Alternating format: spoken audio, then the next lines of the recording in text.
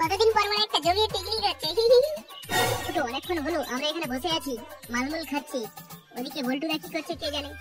তুই ঠিকই বলেছিস ল্যাংচা, চল এবার বল্টুদার কাছে যাই।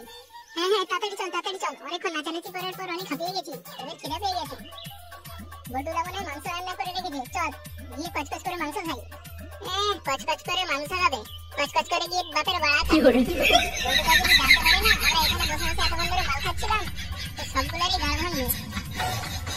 কি বললি সুয়ারের বাচ্চা ঢ্যামলা, এগুলি পেলিয়ে তোর গা ভেঙে দেবে এখানে। তোরা একটু থামবি, চল ওদিকে বল্টুদা কি করছে দেখি। ঠিক আছে চল। বাবা এটা দেখছি সুপার ফাস্ট বল্টুদা, আমরা আসার আগে সব রান্না বান্না করে বসে আছে দেখছি। তোরা সুয়ারের বাচ্চাগুলো শেষ পর্যন্ত এলি তাহলে? শালা কাজের বেলায় এক টাকাও পাওয়া যায় না, আর গিলবার বেলায় সব কটা একসাথে এসেছে। আজ গিলাবো তোদেরকে, জন্ম গিলাম। কি গো বল্টুদা, তুমি তো দেখছি সব রান্না বান্না করে একদম রিল্যাক্স করছো।